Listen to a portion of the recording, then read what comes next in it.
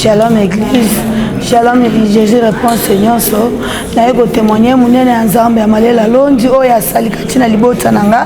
Ngai ndeko na bino Melia, mama Melia, sœur Melia na liboso ya Église Jésus répond. Na eko témoigner pona kolendi sa ba balembi, ba oyo bandimela nzamba malela te, ba ya na kati na tonga Jésus répond. Na ina loba boye. Nzambe asalelinga bikamwa mwana nga zako kobela ya liboso ezaki soto ena kati na tonga mama benga mwana aba mwana après qu'il tabi yaya alandanga na bureau mwana ayoka te akazonga nendako boye okoma dimanche mo to église to komi na ndako mwana bandi ba fièvre to pesi ki sa fièvre ndenge sengeli ndenge ba mama basalaka mais mwana ayoka ki kimia te et comme na butu maladie makasi est grave maladie makasi na tongo papa kende musala na bengi papa na téléphone alobi nanga mema mwana na kati ya hôpital basala examen na futa kinyo songo ko futa basali mwana examen mwana bangi ba perfuser manga non ba perfuser mwana maite il faut apesa ye bakisi po perfusion pe eleki na nzoto abana ba docteur bandimaki pona nga mama nde na lobaki na bango mwana bandi kozala kisi et comme à 15 heures ça ne va pas changement za quitté na eko benga mama 100 jours na téléphone na bine mama toza mwana hôpital awa azozwa kisi changement ezate mama la apriela ki mwana na landaki maloba mama nde anda osambela mwana mama longolaki kaka molimo ya maladie na zoto ya mwana et comme na butu maladie est grave na moni ba docteur ba kutami ba komi na ba terme na bango ba docteur et ça la kinga moi panique mais na eko zonga sima na eko rezonga non eza na ndoto na lotaki moyibi akoti na ndako akena maboko kote na bomba mbongo ayibi mbongo na la musa papa na pongi kaka na pongi wana papa lobite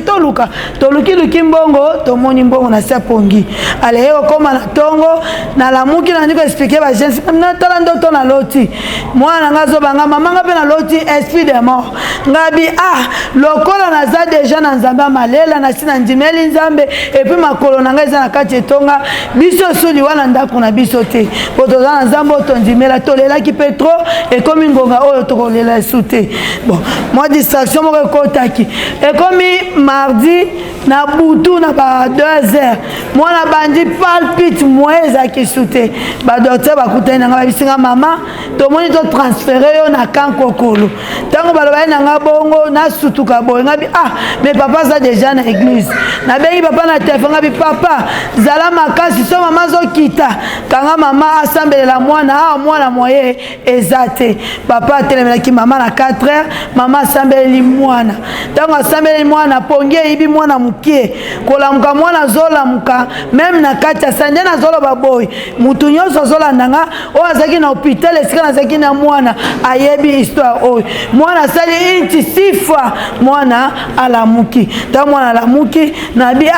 nzamba malela merci puis mwana ye moko reconnaître bi mama na moni auti mosika kaka ya mama sambelelinga na moni molimo na ngai ezongi na sika nango yango na ekotatu na monene nzamba malela loni bandeko na nga batu bozolanda ngai nzamba azana esika oyo na Jésus réponse nzamba azali nga na tambola na sambela pe na kota ba intercession mais na zwa réponse oyo na koma kozwa mikolo te ngai elongo na libota na nga toza na kati ya Jésus réponse tozosalela nzambe boya bandeko na nga boya bao nyonso baza na mikumba bo baza na bana ba hôpital baza ba musu baza balembi baza na ba hôpital baya nzamba malela za nzambe wana kufa te bomema bandeko na bino bo baza na ba hôpital bo bazoluka misala na Jésus réponse boya tozobenga bino ngai mama mbele nazo témoigner munene nzambe po nzambe azosala kati na nga ezebele boyebi yango même bino toza bino quartier moko boyebi nde na kufelaki na sanza moko 6 personnes batu kokufa na ekotanga bite na longa ba église bizambe na bistika na osambela na yana na nzamba malela na yaki pe na témoignage na bandai kolanda baninga na télévision ona bandai kolanda na yenga binga pe na témoignage wana ngape na koma na soki batu ba témoignaka seke ngape mama mele na témoigner nazo témoigner na ngonga na nga na bungisa mwana na nga na bungisa mwana nga na père de mwana na ngonga mukie mais ndeko na ngai papa na nga mama na nga nazo benga yo oyo za na problème ya libala na minute mususu na ngonga baza ba divorce boya nzamba zongisa libala fort énorme apesaka kimia apesaka esengo na mabala boya kati na etonga Jésus réponse nzambe amalela londi azosala